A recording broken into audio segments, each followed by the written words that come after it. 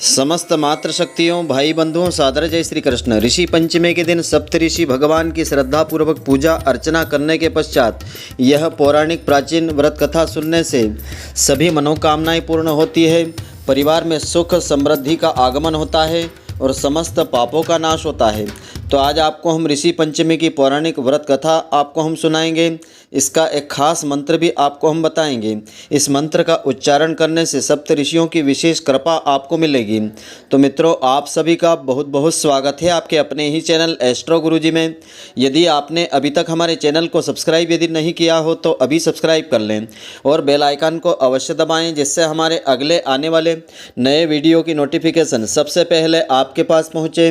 आप नित्य नई नई ज्ञानवर्धक जानकारियाँ व नित्य का राशिफल हमारे चैनल से प्राप्त करते रहें। तो हिंदू धर्म शास्त्रों के अनुसार भाद्रपद मास में पड़ने वाली ऋषि पंचमी को ऋषि पंचमी का पर्व मनाया जाता है। तो सप्त ऋषियों को इस दिन श्रद्धांजलि देने और रजस्वला दोष से शुद्ध होने के लिए यह व्रत रखा जाता है। इस दिन यह व्रत रखने से, व्रत कथा को सुनने से जाने अनजाने में हुए सभी पापों से मुक्ति मिलती है। तो भाद्रपद मास के शुक्ल पक्ष की गणेश चतुर्थी के अगले दिन यानी पंचमी तिथि पर ऋषि पंचमी का व्रत रखा जाता है, जो इस वर्ष दिनांक 8 सितंबर 2024 दिन रविवार को रहेगा। इस दिन सप्त ऋषियों की पूजा करने का विशेष महत्व है। ऋषि पंचमी के दिन कश्यप ऋषि की जयंती भी मनाई जाती है। तो महिलाएं भादव मास की पंचमी के दिन परिवार की सुख शांति और समृद्धि के लिए ऋषि पंचमी का व्रत रखती है और इस व्रत कथा को श्रद्धापूर्वक सुनती है। तो कथा, पौराणिक कथा इस प्रकार से है। एक समय राजा शीताश्व धर्म का अर्थ जानने की इच्छा से ब्रह्मा जी के पास गए और उनके चरणों में शीश नवा करके बोले कि हे आदिदेव, आप समस्त धर्मों के प्रवर्तक हैं और गूढ़ धर्मों को जानने वाले हैं। आपके श्रीमुख से धर्म चर्चा श्रवण करके मन को आत्मिक शांति मिलती है, तो भगवान के चरण कमलों में प्रीति भी बढ़ती है। वैसे तो आपने मुझे नाना प्रकार के व्रतों के बारे में बताया है, अब मैं आपके मुखारविंद से उस श्रेष्ठ व्रत को सुनने की अभिलाषा रखता हूँ, जिसको करने से प्राणियों के समस्त पापों का नाश हो जाता है। तो राजा के वचन को सुनकर के ब्रह्मा जी ने कहा कि हे श्रेष्ठ राजन, तुम्हारा प्रश्न अति उत्तम और धर्म में प्रीति को बढ़ाने वाला है। मैं तुमको समस्त पापों को नष्ट करने वाला सर्वोत्तम व्रत के बारे में बताता हूँ। यह व्रत ऋषि पंचमी का व्रत होता है। इस व्रत को करने वाला प्राणी अपने समस्त पापों से सहज ही छुटकारा पा लेता है। तो ऋषि पंचमी की पौराणिक प्रामाणिक कथा इस प्रकार से है। इस कथा के अनुसार विदर्भ देश में उत्तंक नाम के एक सदाचारी ब्राह्मण रहते थे। उनकी पत्नी बड़ी ही पतिव्रता थी, जिसका नाम सुशीला था। उस ब्राह्मण के एक पुत्र के तथा एक पुत्री, 2 संतानें थीं। विवाह योग्य होने पर उसने समान कुलशील वर के साथ कन्या का विवाह कर दिया। देवयोग से कुछ दिनों के बाद उसकी कन्या विधवा हो गई। दुखी ब्राह्मण दंपति कन्या के साथ गंगा के तट पर कुटिया बना करके रहने लगे। एक दिन ब्राह्मण कन्या सो रही थी कि उसके शरीर में कीड़े पड़ गए थे। तो कन्या ने सारी बात अपनी माँ को बताई। माँ ने पति से सब कहते हुए पूछा कि हे प्राणनाथ, मेरी साध्वी कन्या की यह गति होने का क्या कारण है? तो उत्तंक ने समाधि के द्वारा इस घटना का पता लगा करके बताया कि पूर्व जन्म में यह कन्या जो है एक ब्राह्मणी थी। इसने रजस्वला होते हुए बर्तन भोजन आदि को छुआ था और इस जन्म में भी इसने लोगों की देखा देखी की। तो ऋषि पंचमी का व्रत भी इसने श्रद्धापूर्वक नहीं किया था, इसलिए इसके शरीर में कीड़े उत्पन्न हो गए हैं। तो धर्मशास्त्रों की मान्यता के अनुसार रजस्वला स्त्री पहले दिन चांडालिनी, दूसरे दिन ब्रह्मघातिनी तथा तीसरे दिन धोबिनी के समान अपवित्र मानी जाती है। वह चौथे दिन स्नान करके शुद्ध होती है। यदि वह शुद्ध मन से अब भी ऋषि पंचमी का व्रत करे तो इसके सारे दुख कष्ट दूर हो जाएंगे और अगले जन्म में अटल सौभाग्य भी प्राप्त होगा। तो पिता की आज्ञा से पुत्री ने विधिपूर्वक ऋषि पंचमी का व्रत एवं पूजन अर्चन किया।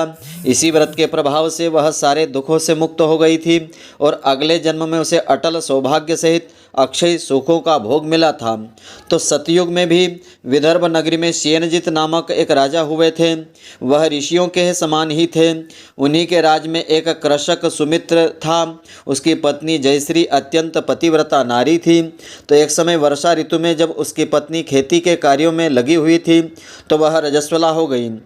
तो उसको रजस्वला होने का पता लग गया, फिर भी वह घर के कार्यों में लगी रही थी।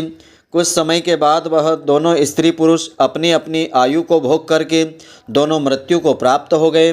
जयंती जयश्री तो कुतिया की योनि में जन्मी और सुमित्र को रजस्वला की स्त्री के संपर्क में आने के कारण बैल की योनि मिली, क्योंकि ऋतु दोष के अलावा इन दोनों का कोई अपराध ही नहीं था। इसी कारण इन दोनों को अपने पूर्व जन्म का समस्त विवरण याद रहा था।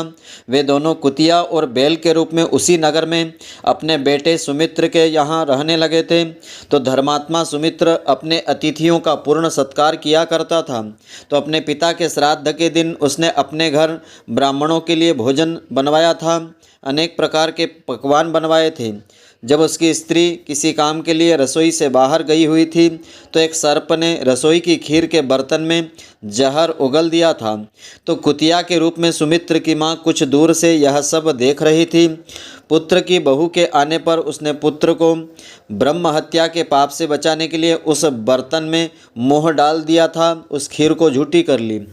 तो सुमित्र की पत्नी चंद्रावती ने कुतिया का यह कृत्य देखा, उससे नहीं रहा गया।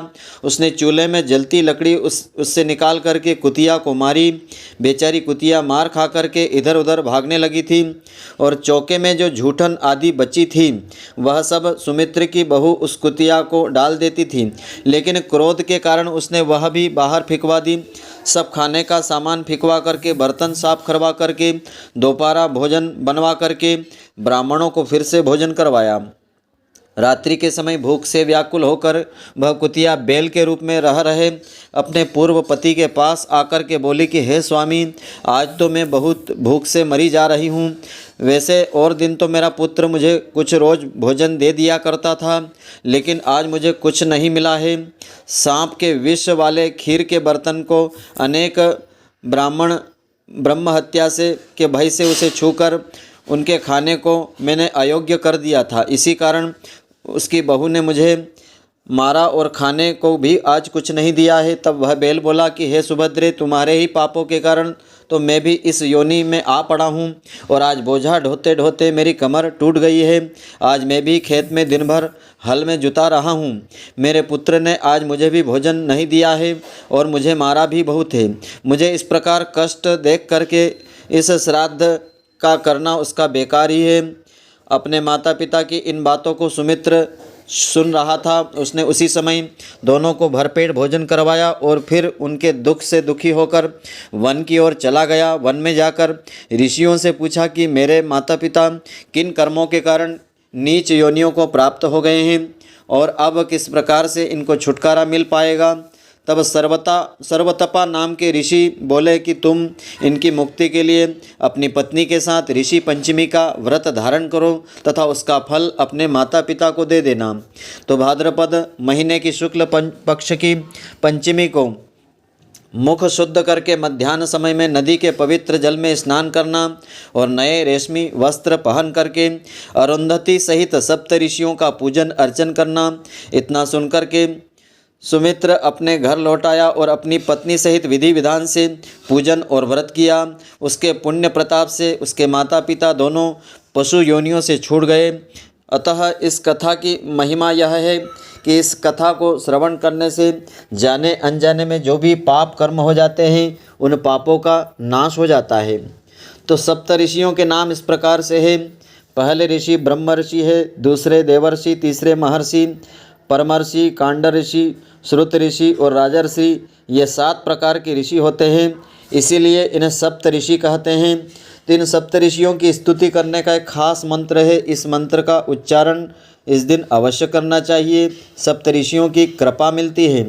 मंत्र इस प्रकार से है। कश्यपोत्रेर भरद्वाजो विश्वामित्रोथ गौतमहम जमदग्निर्वसिष्ठश्च सप्तेस्य ऋषयः स्मृताः दय्यन्तु पापम सर्वम गृह्यन्त्वर्ध्य नमो नमः। इस मंत्र का अधिक से अधिक जाप इस दिन करना चाहिए, तो सप्त ऋषियों की विशेष कृपा मिलती है। तो मित्रों, आशा करता हूँ कि आपको हमारी यह ज्ञानवर्धक जानकारी पसंद आई होगी। यदि आपको पसंद आई हो तो आप हमारे वीडियो को अधिक से अधिक शेयर व लाइक अवश्य करें, जिससे इसका लाभ सभी प्राप्त करते रहें। धन्यवाद। जय श्री कृष्ण मित्रों, फिर मिलेंगे।